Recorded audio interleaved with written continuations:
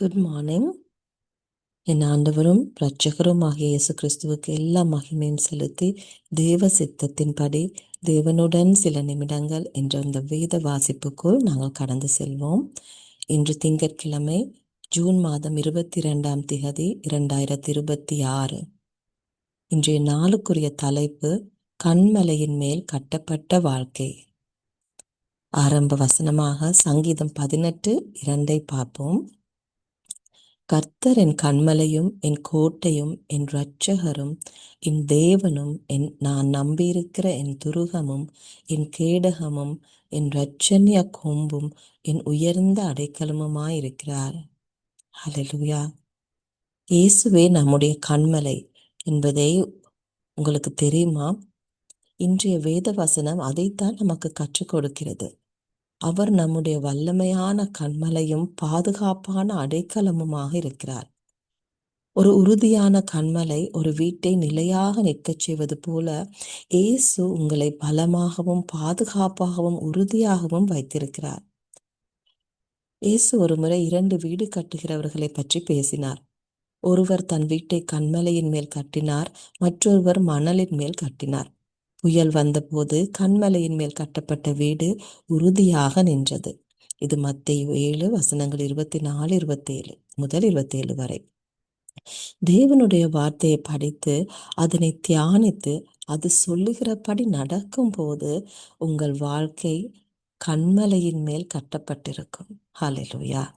புயல்கள் என்பது வாழ்க்கையில் வரும் சிரமங்கள், கஷ்டங்கள், சவால்கள் அல்லது பயமுறுத்தும் சூழ்நிலைகளாக இருக்கலாம்.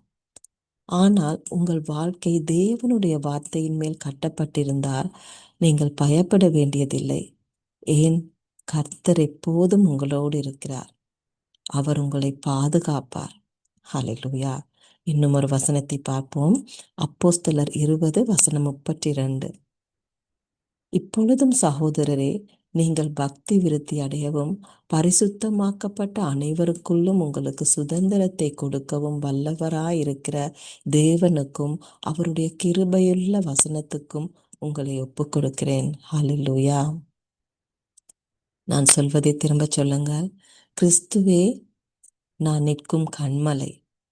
ஆகையால் மகிமையும் அழகும் நிறைந்த வாழ்க்கைக்காக நான் அழைக்கப்பட்டிருக்கிறேன். தேவனுடைய வார்த்தை என் உறுதியான அஸ்திவாரமாக இருப்பதால் நான் எப்போதும் பாதுகாப்பாகவும் பலப்படுத்தப்பட்டவனாகவும் இருக்கிறேன். இயேசுவின் நாமத்தில் ஆமென். ஹல்லேலூயா. நாங்கள் ஜெபிப்போம். அப்பா பிதாவே, இன்று நீங்கள் எங்களுக்கு தந்த இந்த வசனத்துக்காக நன்றி அப்பா. உங்கள் வசனத்தின் மேல் கட்டப்பட்டவர்களாக எங்களை நீங்கள் உருமாற்றுவதற்காக நன்றி ஆண்டவரே. கேட்டுக்கொண்டிருக்கும் ஒவ்வொருவரையும் ஆசீர்வதிங்க ராஜா. இன்று முதல் உங்கள் வசனத்தை இன்னுமாய் தியானிக்கவும் இயேசு ராஜாவை எல்லாவற்றுக்கும் மேலாக உங்கள் வசனத்துக்கு கீழ்ப்படிந்து அதன்படி எங்கள் வாழ்க்கையை நாங்கள் அமைத்து கொள்ளவும் எங்களுக்கு நீங்கள் கிருபை பாராட்டுவதற்காக ஸ்தோத்திரம் ராஜா. இன்றைய நாளிலும் என்னென்ன கஷ்டங்கள் புயல்களுக்கூடாக போய்கொண்டிருக்கிறார்களோ இயேசு ராஜாவே, அவை அனைத்துக்கும் உங்கள் வார்த்தையில் அப்பா பதில் இருக்கிறது ராஜா. அந்த வார்த்தையின் மூலம் இயேசு ராஜாவே அவர்களுடைய எல்லா புயல்களையும் அப்பா வென்றெடுத்து நீங்கள் தந்திருக்கும் இந்த வெற்றிகரமான வாழ்க்கைக்குள் நாங்கள் அடியெடுத்து வைக்க இன்றைய நாளும் நீங்கள் தந்த இந்த கிருபைக்காக நன்றி சொல்லி ஜெபிக்கிறோம். ஜீவனுள்ள நல்ல பிதாவே, ஆமேன். God bless you all. See you tomorrow.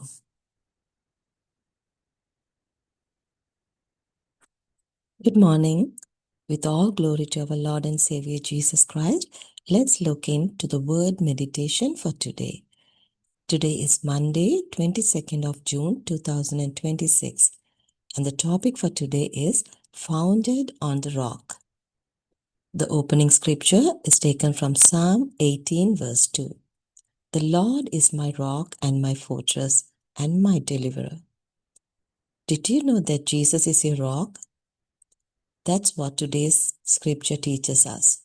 He is our strong rock and our safe place. Just like a solid rock keeps a house standing firm, Jesus keeps you strong, safe, and secure. Jesus once talked about two builders. One built his house on a rock, and the other built it on sand. When the storms came, the house built on the rock stood strong. This is in Matthew 7, verses 24 to 27. You build your life on the rock by studying God's word, meditating on it, and doing what it says. Storms can be difficulties, challenges, or scary moments. But when your life is built on God's word, you don't have to be afraid. Why? Because the Lord is always with you and He will protect you. Hallelujah. Let's look into another scripture from Acts 20, verse 32. And now, brethren, I commend you to God and to the word of His grace, which is able to build you up and to give you an inheritance among all them which are sanctified. Hallelujah. Please repeat after me. Christ is the rock on which I stand. Therefore, I am set for a glorious and beautiful life.